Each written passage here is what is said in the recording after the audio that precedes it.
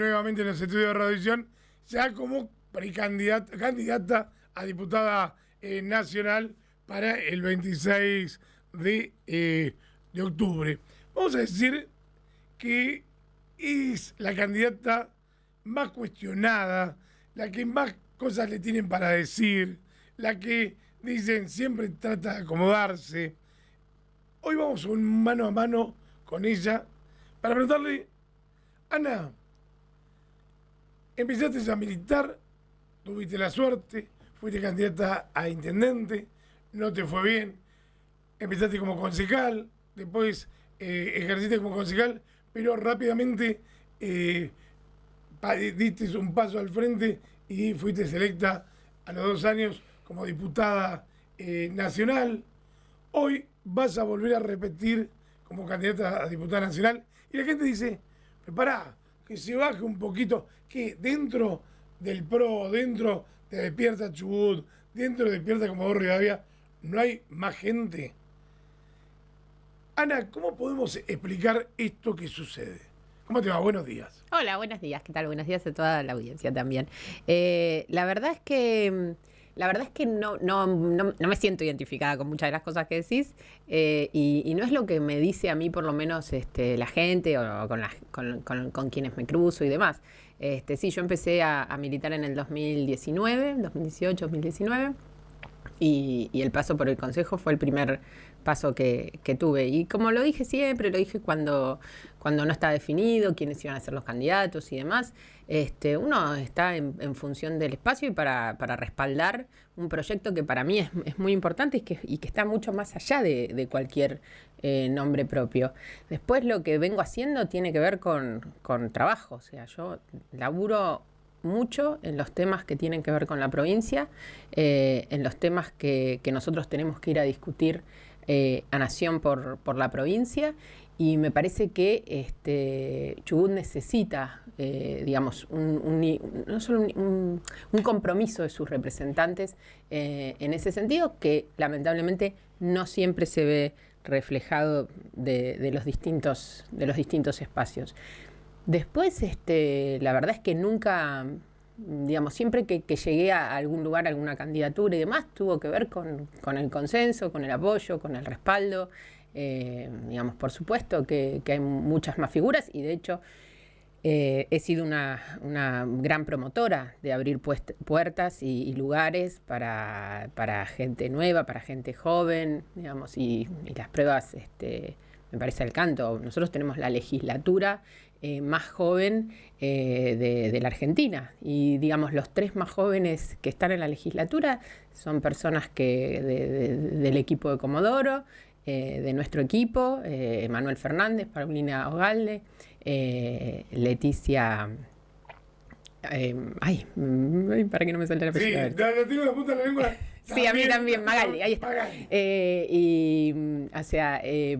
Y eso para mí es un orgullo. Lo mismo pasa en distintos lugares que ha tocado elegir gente sobre todo honesta, trabajadora, y tratamos que refresque digamos, la función y la responsabilidad. Después, digamos, en definitiva vivimos en democracia y la gente elige o no elige, pero no, digamos, y si analizo por ahí, digamos, el entorno, no soy de los candidatos o de los políticos con más recorrido. Te diría que estoy entre los que tienen menos años. Menos años de recorrido político, no me voy a hacer la joven. El año pasado, la verdad que fue un año difícil, fundamentalmente en el comienzo mismo del año, donde la provincia de Chubut se tuvo que parar de manos, porque si no hubiese pasado cualquier cosa, si el gobernador no hubiese tenido el tino de alguna manera presionar para que no la fundan a la provincia del Chubut. Después de eso, se le dio algunas cosas positivas para que se acomoden los tantos en nuestra provincia, que venía realmente muy mal económicamente. ¿No crees que vos también en algún momento fuiste un poco complaciente con el gobierno nacional por por esto que este intercambio que se generó después de un arranque difícil que tuvo el gobierno provincial con el nacional? Mira, primero que yo represento en el Congreso al gobierno provincial y a la línea que nosotros trabajamos. No soy una libre pensadora y, como te digo, estoy dentro de un equipo y me respaldo permanentemente, pero primero con el gobernador, con Nacho, y después con todos los equipos para analizar cada uno de los temas. O sea, digamos, hablamos de energía, hablo con Fede, hablo con las personas que están en transición energética, también me apoyo mucho en las ONG y demás, digamos, actores de la sociedad civil de nuestra provincia y de nuestra ciudad que contribuyen en brindarnos, digamos, respaldo en esos temas. Lo mismo con todo lo que tenga que ver presupuestario. Digamos, ahora estamos con el ministro de Economía, con Paulino, digamos, también, que es otra pieza clave en lo que tiene que ver digamos, en el análisis presupuestario de la provincia, viendo cómo nos vamos a parar y cuáles van a ser los temas en los cuales vamos a hacer hincapié en el tratamiento del presupuesto. Y lo cierto es que no, nosotros mantuvimos una relación, digamos, de cierta distancia. Cuando había que apoyar, porque también, viste, ahora la gente, cuando un gobierno está pasando por un mal momento, no faltan los agoreros de la desgracia que se prenden a eso y se la pasan haciendo, digamos, diagnósticos como si tuvieran alguna autoridad para señalar con el dedo. La verdad es que cuando digamos, Nacho asumió el gobierno, estábamos al borde de una hiperinflación, realmente era así, y había que controlar el barco y todos estábamos en el mismo barco. O sea, Chubut está dentro del barco que se llama Argentina y nosotros queremos que al país le vaya bien.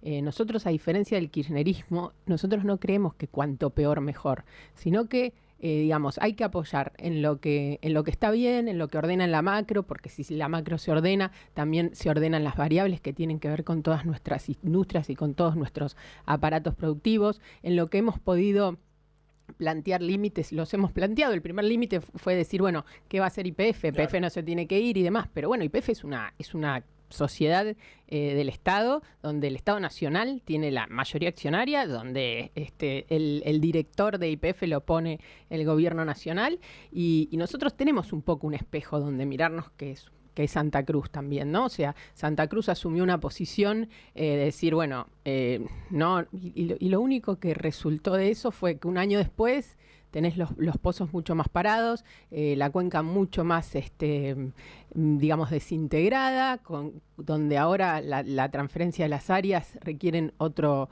trabajo, otro proceso, mucho más lento y mucho más dañoso. No. Exactamente. Entonces, en ese momento, digamos, vos no te olvides que no pasó solo acá, pasó en todas las cuencas convencionales, Salta, Mendoza, los convencionales de Neuquén y demás. Eran, si mal no recuerdo, 44 áreas. Y nosotros salíamos a competir también con esas áreas, o sea, buscando que los que más respaldo tenían, los que más expertise tenían, vinieran a apostar por nuestra cuenca. Entonces, digamos, me parece que estar permanentemente haciendo la autopsia de determinadas situaciones, que además fueron caldo de cultivos que se fueron generando durante muchos años. A mí, viste, me parece de mucha hipocresía venir a decir, bueno, ahora, digamos, YPF se empezó a ir en 2021, o sea, nosotros lo sabíamos y lo dijimos y lo planteamos. ¿Te acordás cuando hicieron el traslado de la sede y demás, y cuando cada vez había menos inversión? Y bueno, digamos, esos eran todos alertas que quienes estaban en ese momento en lugares de decisión no se anticiparon en nada. Entonces ahora venir a patalear, a mí no me parece... O sea, no me parece honesto, sobre todo con la gente. O sea, y me parece que lo que hay que hacer es enfrentar los problemas y plantear alternativas para salir adelante. Nosotros del 21, que asumí como diputada nacional, al 23 planteamos un esquema de promoción de cuencas maduras en el Congreso que tenía que ver con, digamos, promocionar o generar beneficios fiscales para esa producción que se pudiera lograr en más.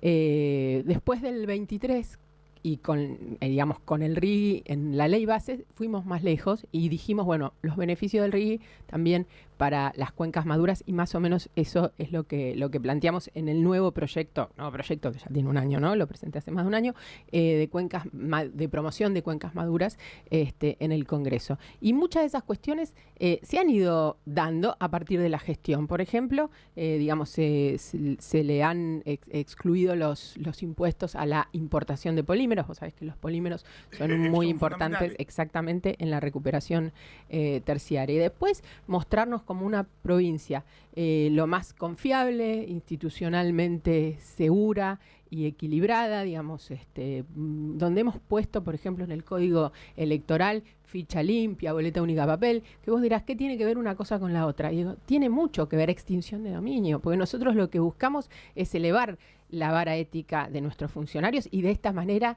y de nuestra política, y de esta manera de nuestra provincia, porque si vos vas a una provincia en donde los que hacen las cosas mal la pagan y los que hacen las cosas bien pueden seguir estando y trabajando por la gente, vos sos una provincia más confiable al momento de invertir, ¿no es cierto?, de quienes pueden invertir. Entonces, esto es un trabajo integral y mucho más amplio. Y se está haciendo y realmente yo creo que va a ir dando sus frutos en un momento muy difícil donde el gobierno nacional sabemos que no está activando la obra pública, está recortando los recursos para las provincias, y nosotros en ese sentido, digamos, apoyamos lo que teníamos que apoyar, que tenía que ver con estabilizar el país, apoyamos lo que teníamos que apoyar porque nos convenía, o sea, cuando nosotros, digamos, tratamos ley bases, nuestro objetivo era, por un lado, lograr que el capítulo de hidrocarburos, digamos, se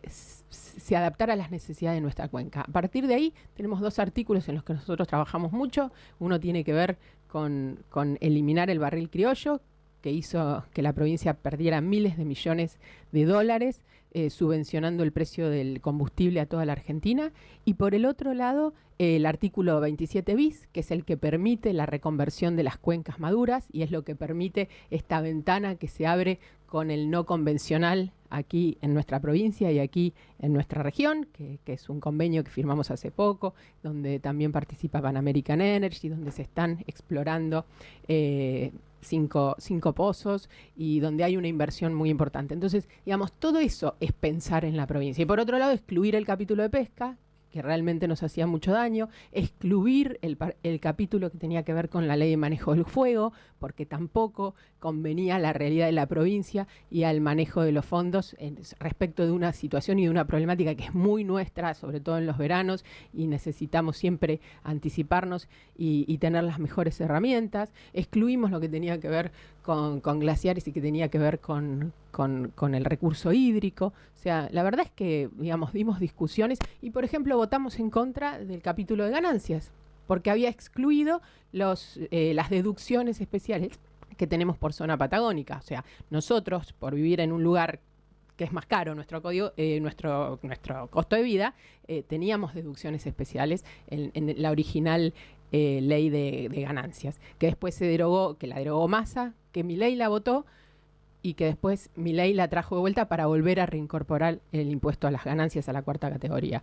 Esa ley nosotros la votamos en contra porque, entre otras cosas, no contemplaba una situación que tiene que ver con una realidad de los patagónicos. Vos ganás 100 pesos acá o 100 pesos en Buenos Aires y acá los 100 pesos te rinden menos. Por eso vos tenías deducciones por zona patagónica. Tiene que ver con eso.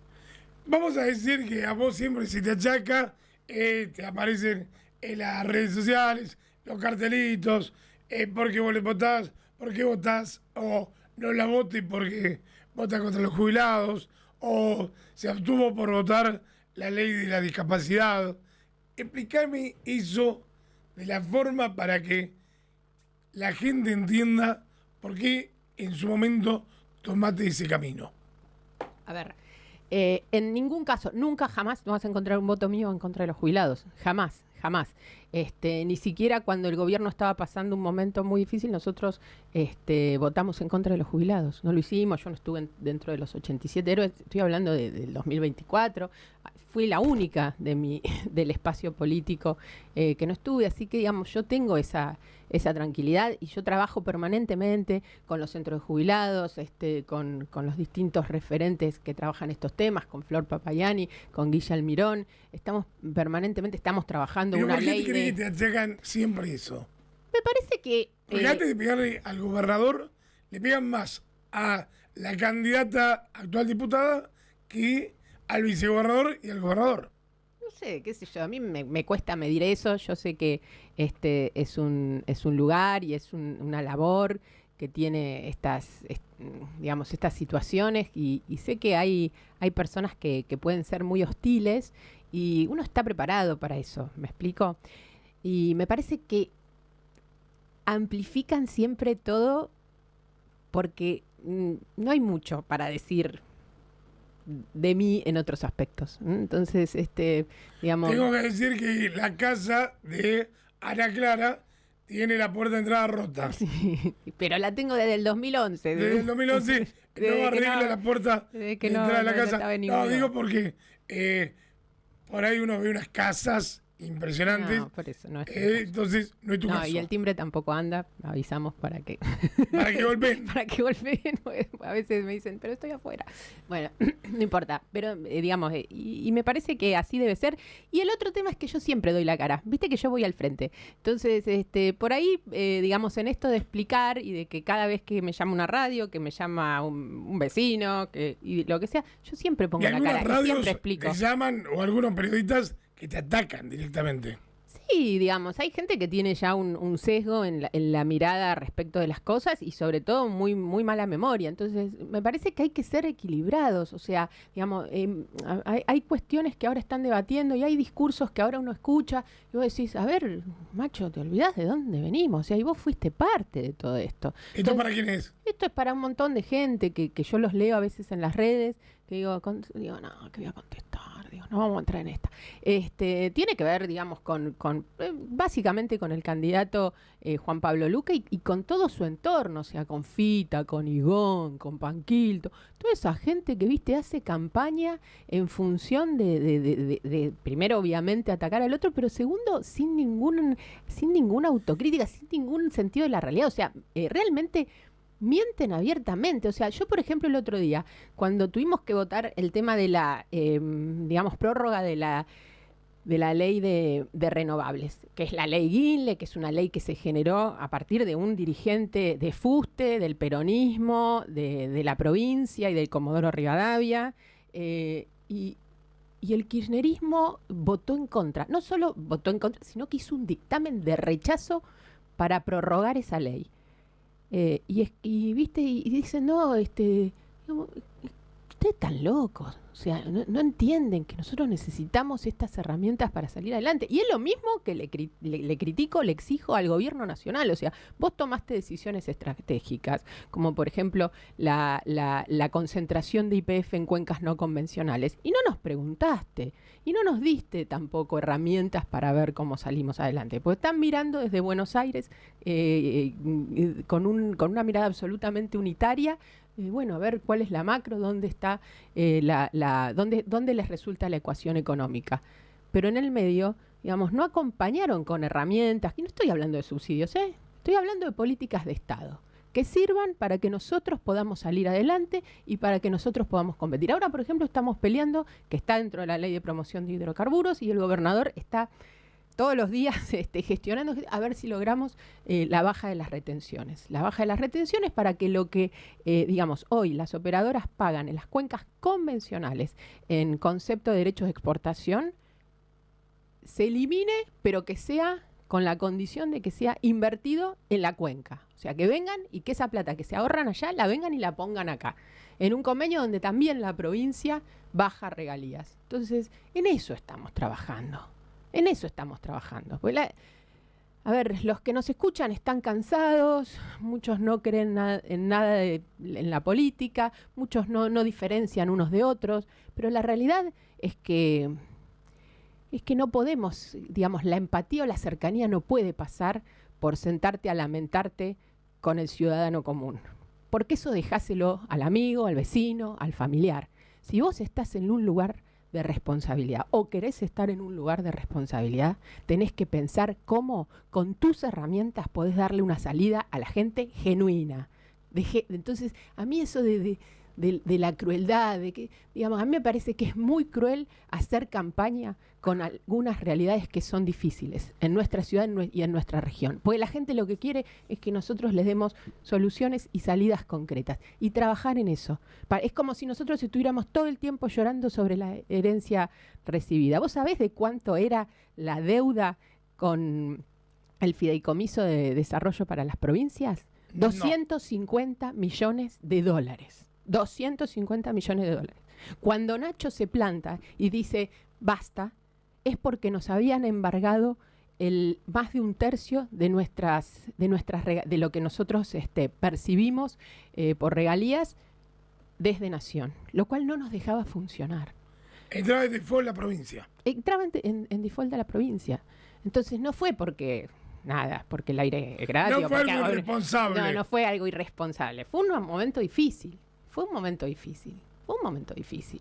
Y fue un momento difícil y absolutamente heredado. Pasó en febrero del 2023. La deuda estaba, digamos, mientras Massa se hacía el amigo de Arcioni y de Luque, iban todos juntitos a todos lados y estaban en el mismo espacio político, y están en el mismo espacio político, porque hoy, digamos, el Frente Renovador, País, Abril y demás son grandes defensores de Luque, funcionario de Arcioni. Entonces, digamos, ¿qué vienen a hablar? Entonces, ¿me entendés? Y volviendo a la pregunta original, que tiene que ver con, creo que me habías preguntado por los vetos, digamos, nosotros siempre buscamos alternativas. Entonces, cuando a mí me plantearon discapacidad, nosotros teníamos un dictamen que era mucho mejor. ¿Sabes por qué era mucho mejor? Vale, la gente dice, ¿y por qué mucho mejor? Porque no era una emergencia. La ley que se terminó sancionando y que acompañé, porque quedó como única opción, es una emergencia por un año. Y en diciembre del 2026 volvemos a tener el mismo problema. Entonces, ¿sabes qué es lo que yo planteaba? ¿Sabes cuál era mi dictamen? Esto es una solución definitiva. Las actualizaciones de las pensiones por discapacidad tienen que actualizarse por IPC.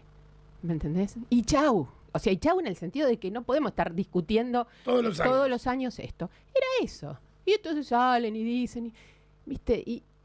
A ver, con jubilaciones ya te conté, digamos, nosotros entendíamos que había que actualizar el 7,2 también, que había quedado. Y de hecho lo acompañamos en su momento en Ley Bases también. Cuando se hizo, después se bajó, pero nosotros habíamos acompañado el dictamen original que tenía que ver con actualizar todo.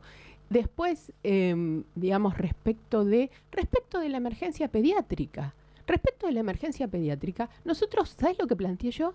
Planteé que había que tener un nomenclador pediátrico, también una solución definitiva. ¿Por qué? Porque hacen otra vez la emergencia, que también dura un año, digamos, también, digámoslo, porque la gente pobre, o sea, pobre en el sentido de que porque no recibe la información y porque hay gente que hace campaña con tergiversar la información. Entonces, nosotros lo que decíamos, un nomenclador pediátrico, mejoremos. Y terminamos el tema y vamos para adelante. ¿Y sabes qué? Otra cosa, esto beneficiaba tanto a los que el nomenclador pediátrico beneficia o ordena, si querés, es un beneficio, pero también ordena, tanto la práctica pública de la pediatría, que es una especialidad, y es una especialidad que todos valoramos un montón y que la verdad que también contribuía a darle otro estatus, y que todas las familias estamos atravesadas por nuestro pediatra de cabecera o por el que a veces, digamos, concurrimos desesperado en alguna situación de urgencia.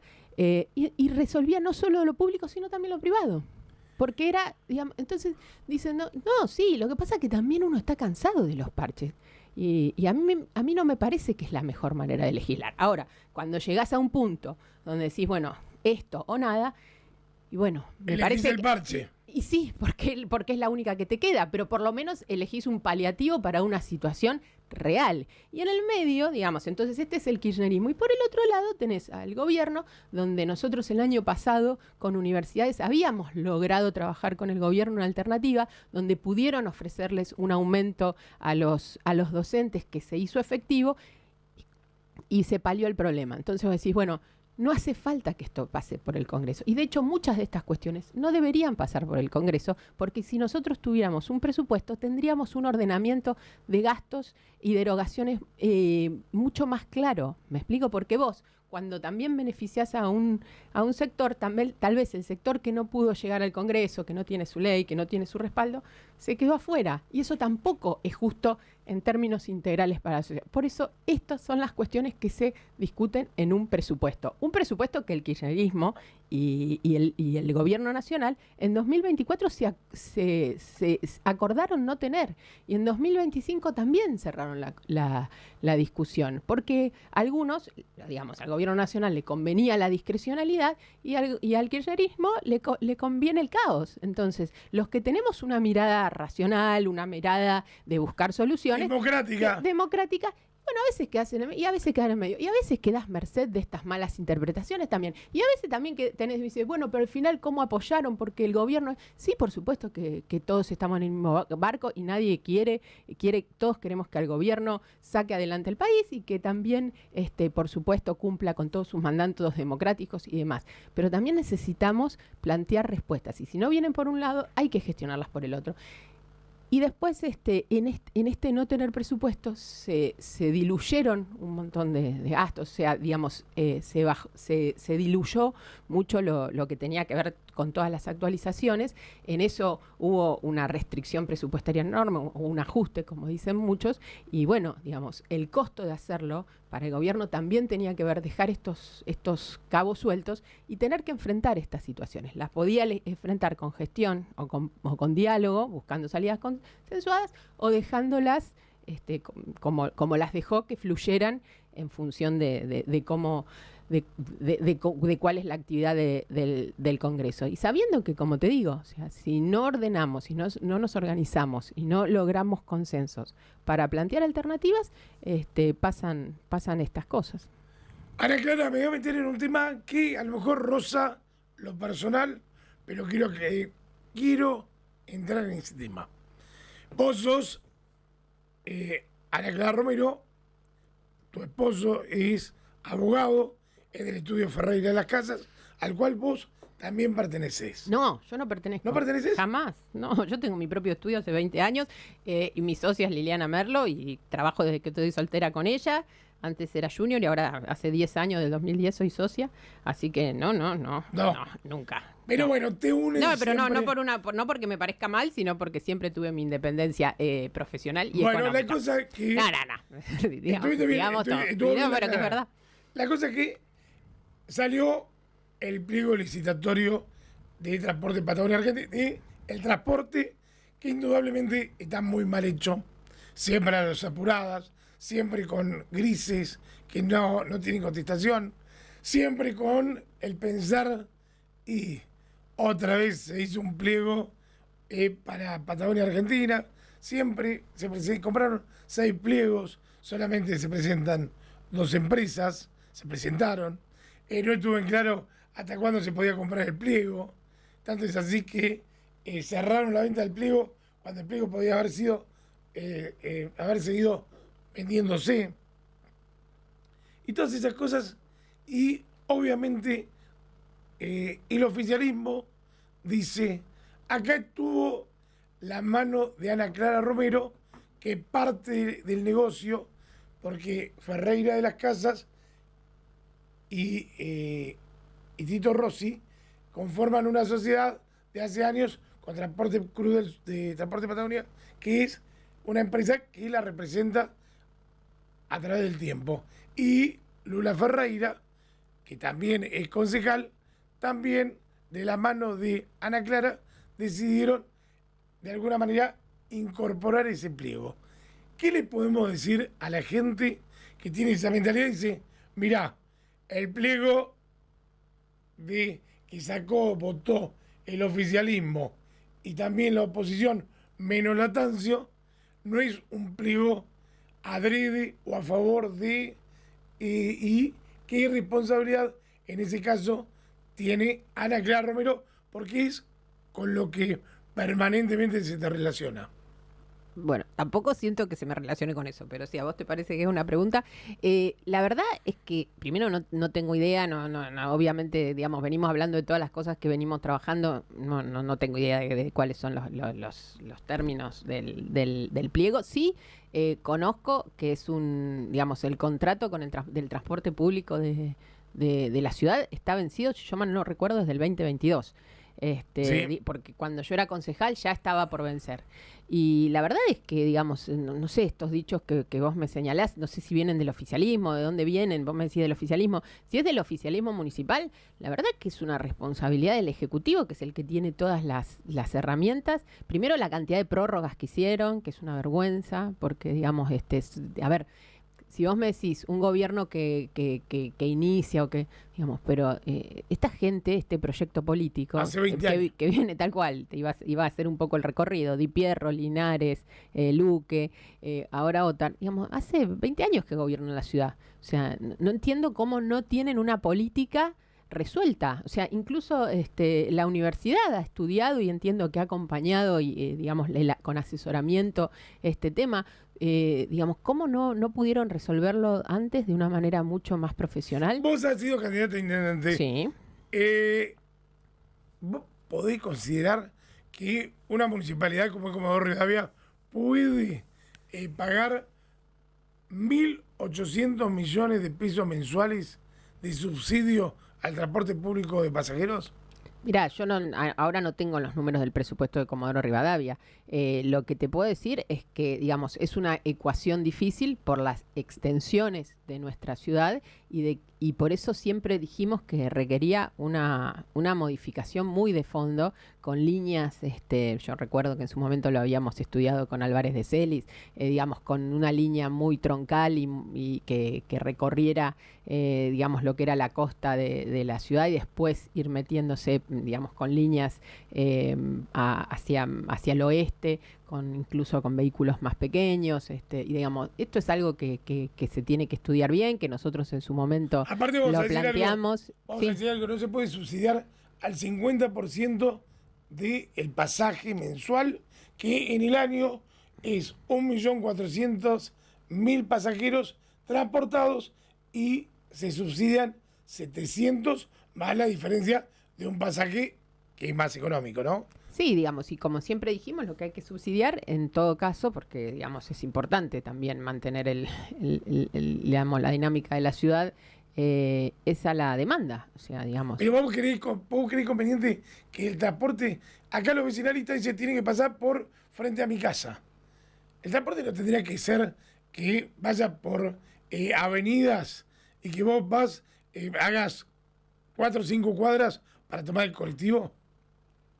Digamos, el tema es que tiene que ser un recorrido inteligente, digamos, primero donde hay que analizar el estado de las calles, por supuesto, que muchas veces impide que el transporte público pase por esos lugares, y segundo, bueno, cuáles son los lugares más requeridos y, por supuesto, digamos, buscar puntos estratégicos que tengan el radio más amplio de llegada, de manera que ahí quede equidistante, donde tengas que caminar de 2 a 5 cuadras para llegar a la parada. Digamos, nosotros sabemos que es muy desafiante por el tema de la extensión de nuestra ciudad y por el crecimiento desordenado de la ciudad, que, digamos, le insisto, los mismos que no te resuelven cuál es el sistema de transporte más adecuado, son los mismos que tampoco ordenaron la ciudad. Entonces es como que estamos siempre metidos en una serie de cuestiones que hay que enfrentar, pero que no se solucionan de raíz, ¿no? Entonces, y después, respecto del pliego, honestamente entiendo que lo aprobaron todos. Bueno, ¿Vos no diste ninguna orden? Yo no di ninguna orden, ni me metí en ese tema. Lo estudiaron los chicos, que están absolutamente capacitados para eso, y confío plenamente en la posición que hayan tomado, porque realmente son todos responsables y estudian los temas. Sí, lo que siempre dijimos y lo que a veces dicen otra prórroga, bueno, viste que vos decís, bueno, acompañan la prórroga, no acompañan la prórroga, porque bueno, es como por un lado, digamos, legitimar la ineficiencia, pero por otro lado no vas a dejar a la ciudad sin transporte. Entonces siempre entre la espada y la pared. Un poco lo que hablábamos hace un ratito, ¿no? O sea, esto de siempre el parche y no poder trabajar soluciones de fondo. Te pegaste varias vueltas a la provincia del Chubut, te vimos con Nacho, con Mena, te cruzaste con Juan Pablo en algún momento de la campaña, porque se vio al menos que andaban cerca uno del otro, con Alfredo Vélez también, pero pregunto, conozco a todos, menos, no sé, ¿existen los de La Libertad Avanza? No lo sé. No, a ver, ¿Los conoces? No, digamos a la Mayra la conozco de vista, y nada. Y no me acuerdo el nombre del otro candidato. Pero eso no me lo tenés que preguntar a mí. Eso tenés que preguntar a alguien de su espacio o a Trefinger, que es el referente, que es su referente y es el diputado nacional que tiene La Libertad Avanza acá. Digamos, bueno, es un poco lo que también nosotros tratamos de transmitir. Y esto les cabe tanto a los candidatos del gobierno nacional como a los candidatos del kirchnerismo. O sea, digamos, la verdad es que son personas que responden a un dedo nacional y a una mirada de Cava y de AMBA. ¿Me explico? Entonces, y de hecho no han dado explicaciones sobre ninguna de las posiciones que toman sus espacios en temas que tienen que ver con nuestra realidad y que tienen que ver con la realidad de la provincia del Chubut. ¿Cuál es tu rival a vencer? A ver, mi rival a vencer son todos. Me parece que mi rival a vencer tiene que ver con el centralismo de Buenos Aires. ¿Me explico? O sea, me parece que nosotros tenemos que pensar en defender y de alguna manera proteger nuestra provincia de no terminar siendo diputados que levantan la mano en función de lo que le dice un partido nacional, sin ningún arraigo, sin ninguna consideración de cuál es la realidad de nuestra provincia. Y esto le cabe, digamos, tanto, insisto, a La Libertad Avanza como también al kirchnerismo, a Unido, no me acuerdo ya cómo se llama. ¿Por qué? Porque han dado muestras de eso. Han dado muestras de eso. Tanto cuando peleamos la ley de hidrocarburos, cuando peleamos también por los subsidios de zona fría, que ahora vamos a tener otra pelea en el presupuesto, cuando también tuvimos que dar la pelea ahora para que lográramos la apertura de la comisión para tratar estos temas de energía, tanto hidrógeno como renovables, que son tan importantes para nosotros. Miran para otro lado, ven qué tienen que hacer en función de la orden de arriba, digamos, pero no miran la realidad nuestra. Y nosotros muchas veces convocamos, muchas veces convocamos para que vengan, para que podamos trabajar en equipo. Yo todos mis proyectos que tienen que ver con la provincia los circularizo a los 5 diputados de Chubut, digamos, porque me parece que tiene más fuerza si podemos trabajarlo juntos. Y esto no sucede. Ana, esto de la unión de gobernadores, ¿qué te parece que está de alguna manera encaminando Nacho? A mí me parece que es la alternativa que el país necesita. Nosotros tenemos que dejar de salir de esa dicotomía entre kirchnerismo o el gobierno nacional. ¿Me explico? Porque no está la salida por ahí. Realmente no creo que esté la salida por ahí. Me parece que por supuesto que hay que ser responsables y hay que acompañar las políticas que tienen que ver con estabilizar a nuestro país, que el kirchnerismo lo dejó hecho pelota.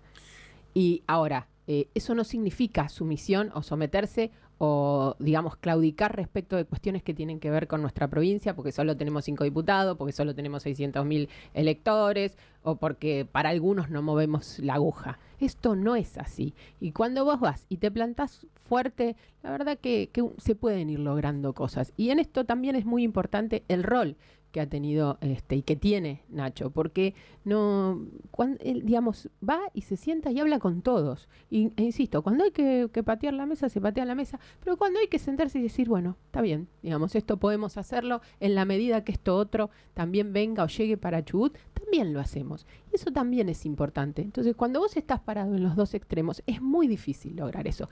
Y esto es una apreciación personal. Yo creo que la gente está cansada de eso. y está buscando, insisto, una alternativa, ¿sí? O sea, decir, bueno, trabajemos los temas, no trabajemos en función de cuestiones que ni siquiera son ideológicas. Cuando él fue candidato a diputado, empezó a venir a Comodoro Rivadavia, nos hicimos un poco amigos, salíamos y yo lo presentaba como diciendo, este es el futuro diputado nacional. La cosa es que se me reían, este pibe que va a ser, no tiene posibilidades, no tiene chances, fue diputado nacional, siguió viniendo a Comodoro, en un momento dado lo presentaba como, porque no lo conocía mucha gente, lo presentaba como senador, ¿no? Después lo presenté como gobernador, este es el futuro gobernador de la provincia del Chubut, y yo apenas asumió como gobernador, dije que estábamos ante la presencia de alguien que en algún momento iba a ser presidenciable. Yo creo que va a ser presidenciable, me parece que tiene su juventud, tiene recién 37 años, es hábil, un hábil declarante, es muy vivo, y yo creo que es para el 2020, no, 2000,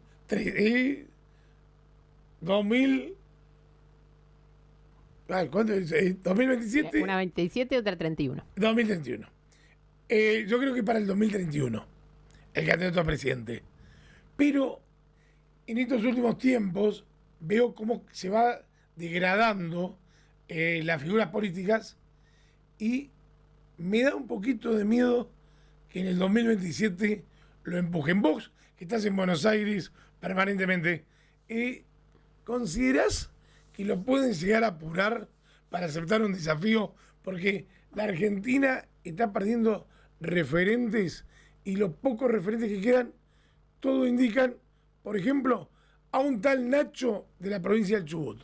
Muchos. A ver, primero me parece, y Nacho lo ha dicho, y que, digamos, hoy la anarquía está puesta en esta elección, pero no como una elección, digamos, por un tema numérico, sino que hoy para nosotros es muy importante poder ratificar esta vuelta de página del pasado y poder decirle, sobre todo a los chubutenses, bueno, se acabó, estamos trabajando a futuro, estamos logrando cosas y no podemos volver atrás. Entonces, hoy es eso donde tenemos todos puestas la mirada.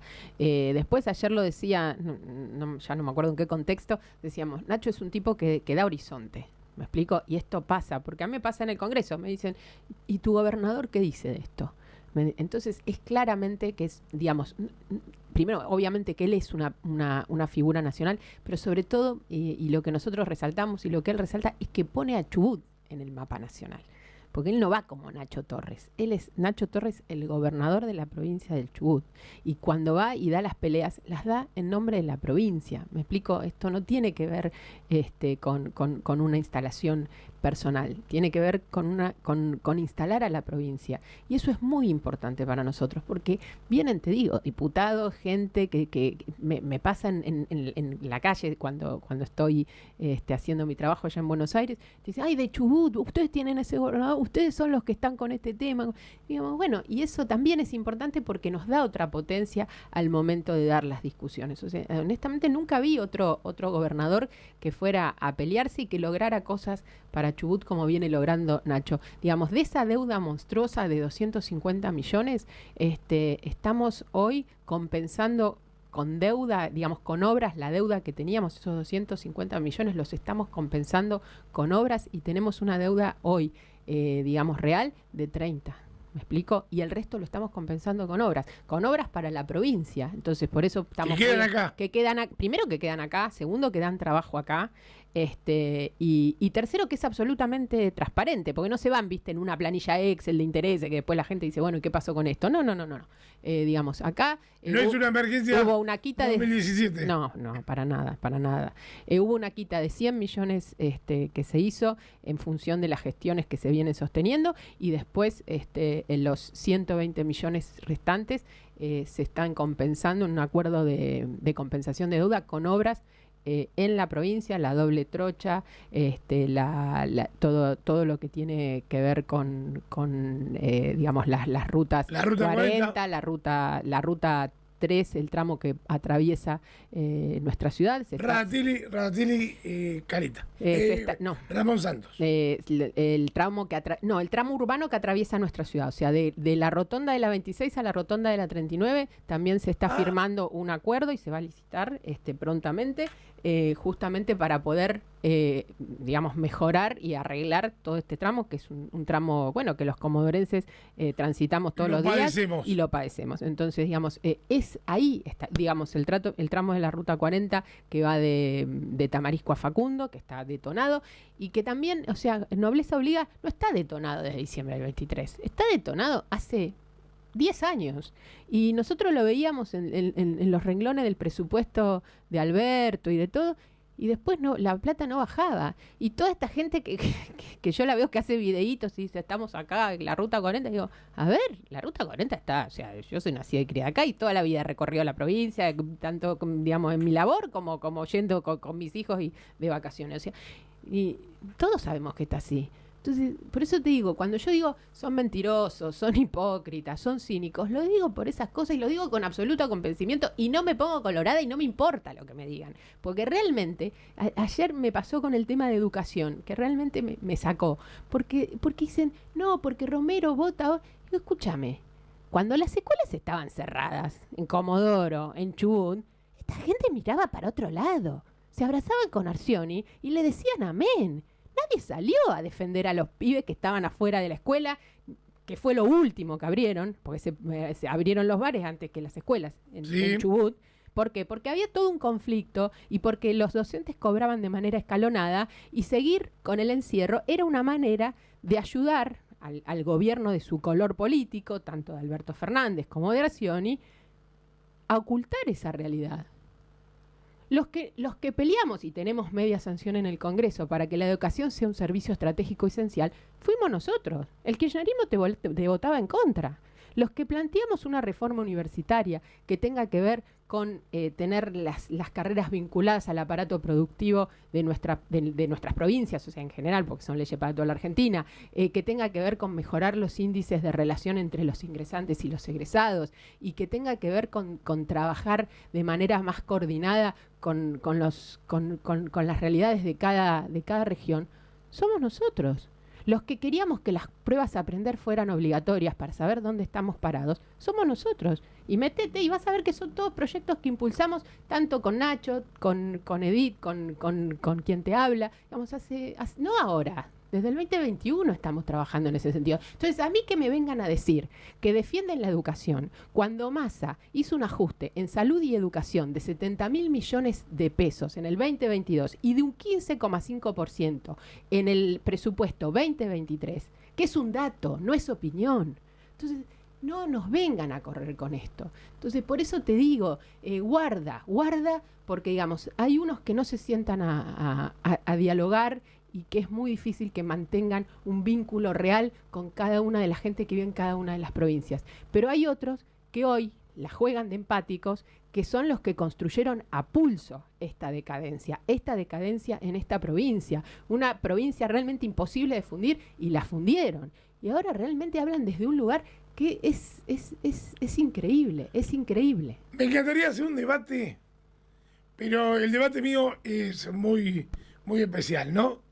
A mí me gustaría tener a Belis, me gustaría tenerte a vos y me gustaría tener a Juan Pablo. ¿Te animás? Antes del 26. No quiero incluir más gente no quiero incluir. Quiero incluir a la gente que medianamente tiene posibilidades ciertas, ¿no? A ver, sí, para mi humilde punto de vista. A lo mejor me equivoco, pero me parece ya más gente sumar, me parece que es en vano. Me gustaría Juan Pablo, vos y Belis sentados debatiendo con vistas a esta elección del 26 de octubre. ¿Te prendés? Yo siempre me he prendido en los debates y nunca le he esquivado a ese compromiso. No todos pueden decir lo mismo, pero yo sí, así que... ¿Vos qué crees que va a decir Juan Pablo?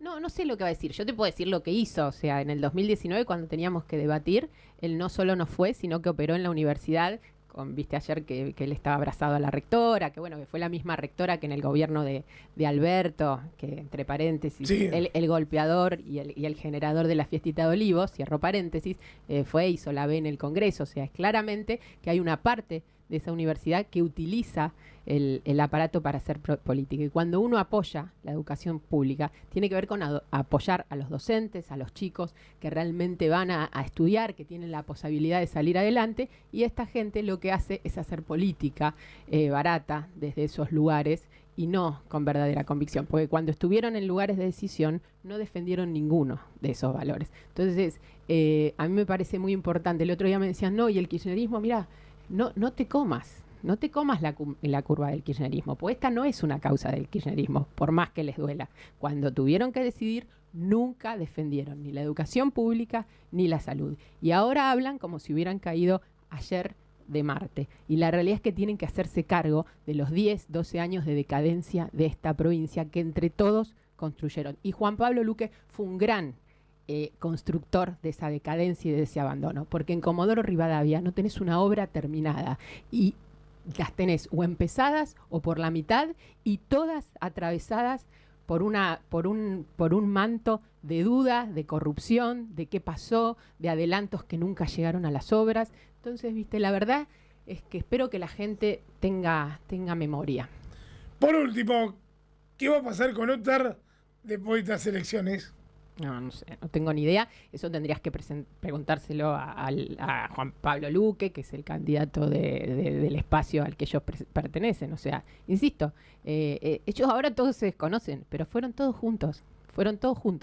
Y hace 20 años que caminan todos juntos y que generan todos... El mismo proyecto. Es el mismo proyecto. Yo siempre digo, no es un proyecto político, es un proyecto económico, pero el mismo proyecto. Entonces, que se hagan cargo del estado de la ciudad, que se hagan cargo del estado de la provincia en que dejaron las cosas. Tendría que hacerse cargo primero de Salamanca.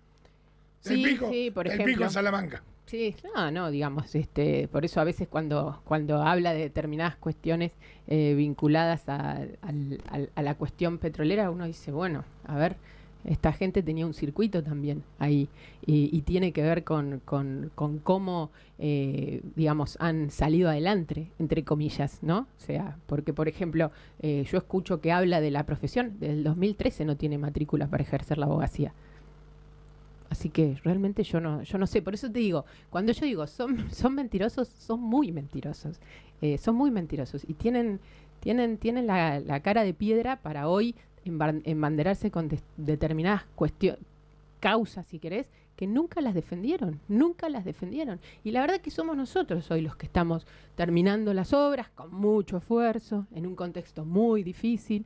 Pero vos, digamos, yo voy mucho también al valle y vos ves que la doble trocha se está terminando. Vos ves que nosotros terminamos acá el muro, por ejemplo, de contención del Hospital Alvear. ¿Cuántos años, Richie? ¿Cuántos años parado esa obra?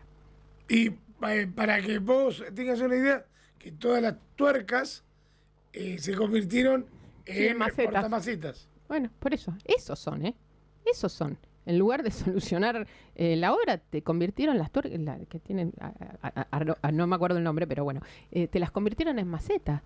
El resonador del hospital regional. ¿Cuánto tiempo? Que decían, ¿te acordás? Sí, que viene. Nada, estaba todo parado, no estaba la obra civil. Terminamos la obra civil, tenemos el resonador. Lo mismo con el Hospital Alvear. Hablan de los jubilados, hablan de los ancianos, se sacan fotos, se dan besos.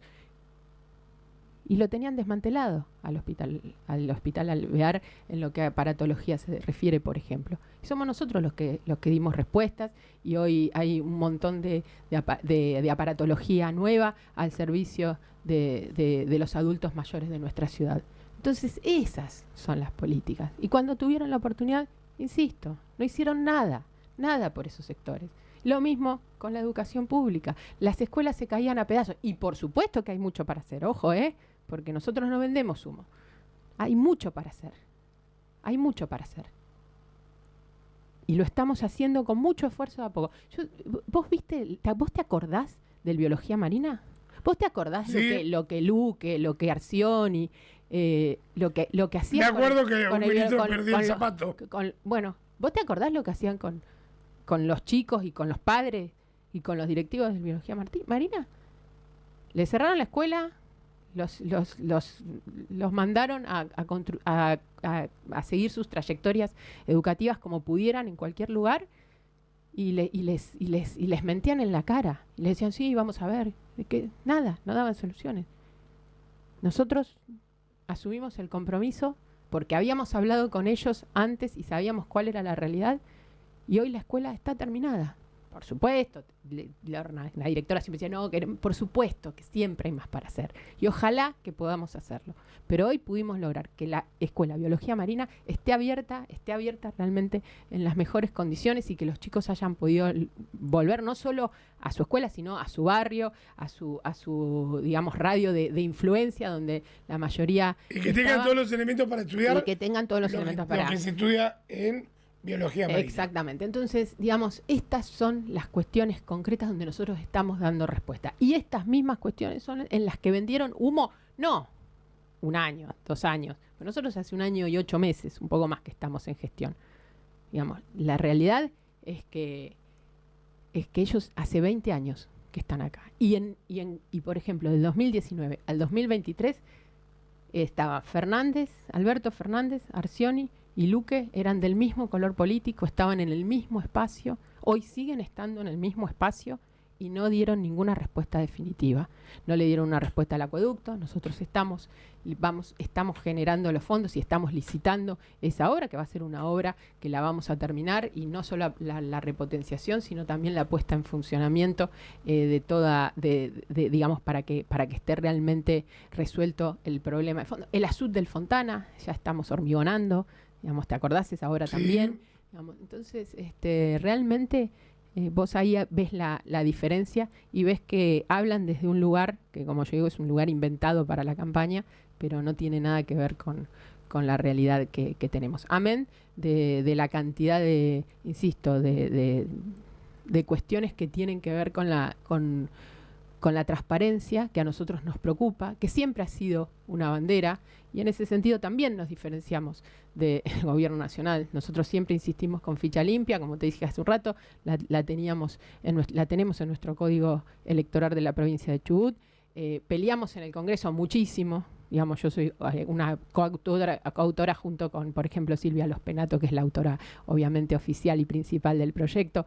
Lo empujamos en diciembre del 22, lo seguimos empujando y demás, y se cayó por la connivencia del gobierno nacional y el kirchnerismo, que no quieren ficha limpia, ¿sí? Y no quieren ficha limpia, ni a nivel nacional, ni tampoco a nivel municipal, porque es un proyecto que yo presenté como concejal, que los concejales volvieron a presentar aquí y que sigue sin tratarse. Y mientras tanto tenemos una parte del gabinete de Linares y de Luque condenados por defraudar el Estado. Y no estoy hablando de una partecita o de terceras, cuartas líneas.